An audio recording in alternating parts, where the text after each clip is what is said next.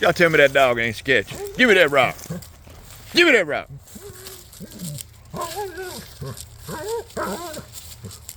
I don't know. I don't know, Diesel. Sky might not like this behavior. If Sky sees this, she may think different about you. See, he's just literally trying to eat a piece of concrete.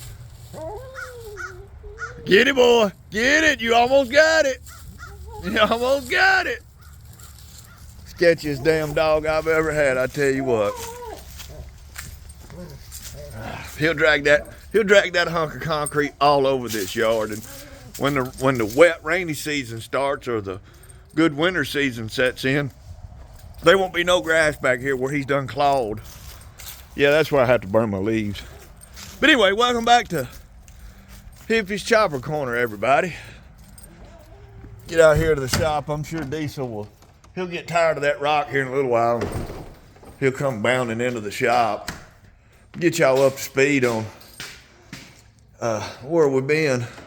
So I was out here last night. Shout out to my boy Slickhead Custom Cycles. They don't come no better than him. I was out here last night filming because I'm not going to be able to. I won't be out here in the shop all weekend. I won't be able to film anything. It'll be next week before I can put anything out. So I'm gonna try to get a video put together for you guys tonight. I just can't get over what this sketchy ass dog's doing today. Oh, he quit as soon as I came out. But anyway, so I told y'all until I did get I don't know if I told y'all this in the last video, I did get the 2 sissy bars dropped off to the Cromer, hung out with him for a little while. I'm probably going to interview him when I go back on Wednesday and pick him up. He said he would have them for me on Wednesday. He's usually a one week turnaround, and that's pretty good for chrome. But he does chrome, powder coat. Name's Bubba Moon. He's a chrome wizard. He's in Mount Juliet. You can find him on Google. My poster, according to what he said, he would have my seat back to me toward the end of next week. My painter, he'll probably be the following week. But I'll put pieces on as I get them back. I'll put the sissy bar on. I'll go ahead and put the seat on it. We can kind of get a look at. But what I did is I went ahead and I don't know if y'all can see it in there. I went ahead and got the. It's not zooming pretty good. You can see the pads in there now. And I've got it dead center on my caliper. No rub. No rub. I got the chain straight. So I don't want to move this. So I'm probably going to order my parts on Monday. I've got to order a new GoPro and all that. I know I've been bullshitting y'all about the GoPro, but I had been learning to use it. Well, now that GoPro 8 I had took a shit. And it was brand new. I don't know why it won't turn on. But I ordered the GoPro 11 Creators Edition. A bunch of accessories to go with it. But anyway, I'll order the oil tank, the foot controls, the handlebars. I'm going to order all that on Monday. So in a couple of weeks, we're going to start putting this bike together. And I hope sometime mid-January, I'm firing this bike up, and riding it for the first time. Got the pipes. See what I did? I just took this clamp, I used a spot I've already got in the axle plate. I put a spacer in there, nut and bolt, boom. You can stand on it. I got it set where it closed them up really good. As good as you can get them. This was a real bad design for shovelhead, man. Why they didn't do 2 studs on these exhaust ports, I'll never understand that. It just never made sense to me. And the other one, I used this particular bracket, and I just welded a bung to the frame, and that screws into the bung, and then boom. That's got that one on there. Nice, good seal. That way you don't burn your gaskets up. That's what I got out here and did last night. I really didn't feel like filming anything. I got a little bit more I want to do to this bike before I strip the tanks off of that one. I need to make somewhere set those tanks, because I mean they need to. That's a brand new paint job on that bike. It just needs to be buffed out. It's sat for over a year without really being touched. So, get this one back going. I'm probably going to pressure my painter pretty hard, because it's like 62 degrees today. I could be riding, and I hadn't ridden in a week and a half, probably. I hadn't ridden since the last time I rode that one. And it's been at least a week and a half. And I know I got two very dependable motorcycles sitting right there. I can ride anytime I want to, but I ride them so much through the year. I don't know, another week or two, I may be just stir crazy enough to get that one out and go for a ride. But I know y'all don't care much about that one. That's a modern bike. I get it. Although that's my baby. I love it. That's not what this channel's about. Update on the Panhead. So, I just spent a batch of money on it. Had to order brand new heads, $1,700. That hurt, that hurt, that hurt. Come on, YouTube, start paying me some money. Anyway, nobody makes anymore an aftermarket set of 64 Panheads. Being, I told you he'd come in here eventually. What are you doing, boy? Watch him. Watch him. Watch him.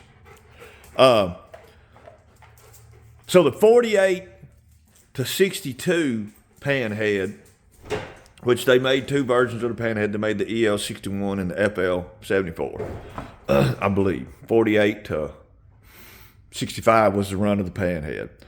So, that's 17 years. So the first 14 years of the Panhead, they had internal oilers, meaning, so you see this shovel head has an external oiler coming right out of the crank right here, up to this head, up to this rocker, over to this rocker, and then it drains back down through your push rods. In 63, they started doing the Panheads with external oilers. You got an oil port that comes out, it's a Y. And a lot of guys do their shovel heads that way, they do a Y. But the Panhead, right here on the head, there's a port to screw where your oil lines screw in at. Okay? And on a Panhead, your intake is over here on the left side of your heads. And you have a long tube that comes across and your carburetor mounts to that. Your Panhead exhaust is like an iron head. It's a round port that comes out. Your pipe slides over it. You clamp your pipe to it. Done deal. Okay, that's the kind of heads I need.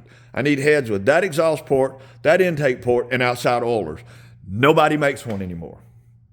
Sure, there's some OEM ones out there that are used. I'm just not going with that. I had a perfectly good set of heads on them, OEM heads on them, that took a shit on me. So I'm not going to take some old worn out heads that somebody's already got and rebuild them. Now, the only problem I have with these new heads, they're quote unquote shovel head style. Not meaning they're going to look like a shovel head. They're going to be pan heads.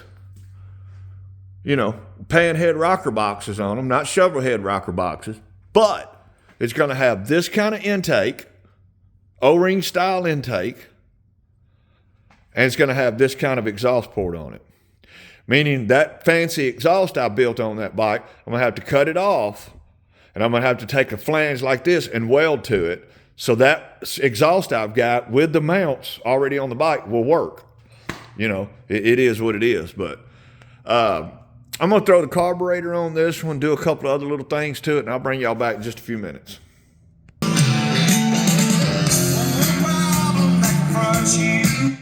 Got a monkey on your back. All right. Oh, where'd my flashlight go?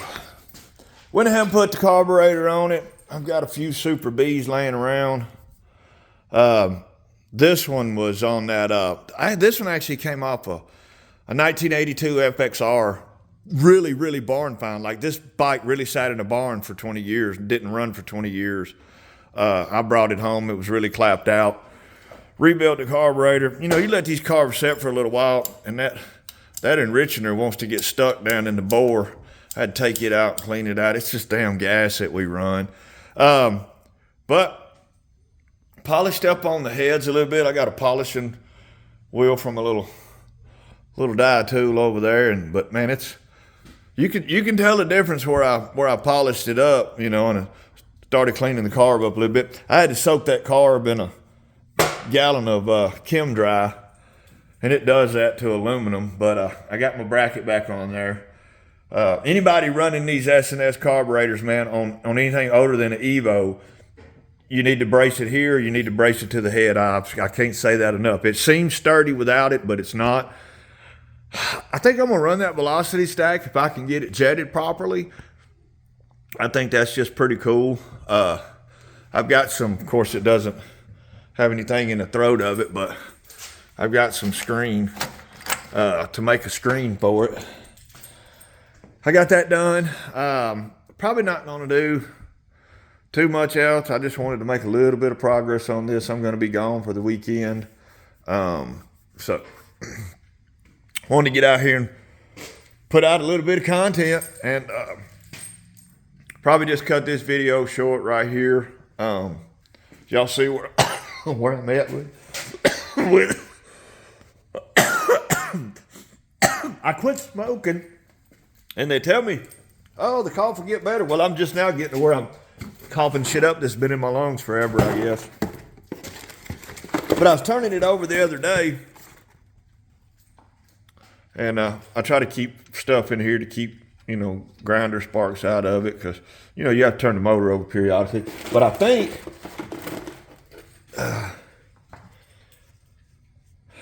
that was one, then that one. I think a little piece of paper sucked down in there. I ain't worried about it. It's paper. It'll burn off. I ain't worried about it. Let's put those back in there and protect that. So, all right, folks. Not sure when I'll post this, but everybody keep it sketchy out there in YouTube land. And thanks to all my subscribers. Thanks to Slick. Thanks to my painter, Fuse Bike Art. You guys go check out Edzilla and X and all them guys. They're putting content out. X worked on that chopper the other day. But anyway, Hippie's Chopper Corner, home of the sketchy chopper. We keep them sketchy all the time.